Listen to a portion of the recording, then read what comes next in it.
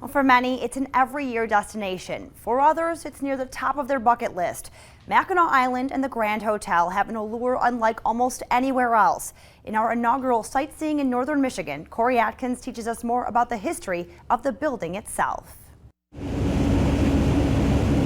I think the Mackinac Island experience begins when you leave your car in the mainland and you go on island time. You get on the ferry boat and you start the trip across the water, which is very unique. You see the Victorian summer cottages on the east and west bluff, and then you see us, a 660-foot long front porch. It looks just elegant and crisp on this hill for 128 years. The Grand Hotel, the crown jewel of Mackinac Island, but with an interesting history. The hotel opened its doors in the summer of 1887. But they were in a hurry to build it. The original hotel was 200 guest rooms. Today we're 386 rooms. A 200-room wood frame hotel would normally take 9 to 11 months to build. They had 600 laborers. They worked 3 shifts a day. They were making double wages, and they finished the hotel in 93 days. They had a lot of leverage as far as the workforce goes, because if they wanted to leave the island, they needed to fulfill their contract to get their ferry boat passage back across to the mainland. Because speed was a priority, the work was far from perfect. We have character built into our hotel. You know, I say revel in our imperfections because it makes us authentic, real, and genuine. And a lot of people think our ups and downs and sideways, the hallways that creak a little bit to the right or the left, is settling, and it really isn't. It was built into the hotel.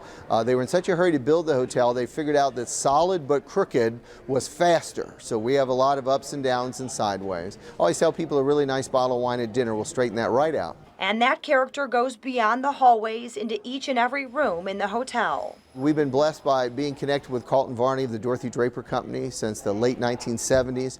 They've decorated the hotel not in a single period, but the best of all periods, and put it together in a bright, fun, eclectic mix. My words are, we're elegant, but we don't take ourselves too seriously. We're still fun. And from the inside to the outside, the experience is certainly unique.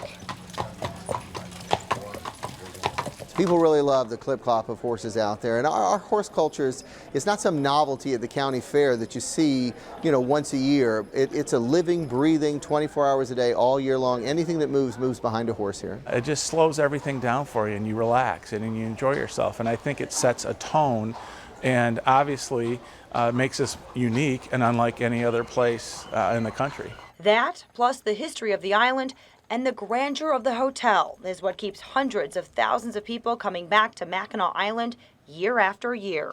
I think when you go to a place like ours, you want to have a memorable experience. And when you can sit on this long porch and have a cocktail in the afternoon and watch freighters go by, and looking out in the Straits of Mackinac, it's something that you can't do many places. For Sightseeing in northern Michigan, I'm Michelle Dunaway.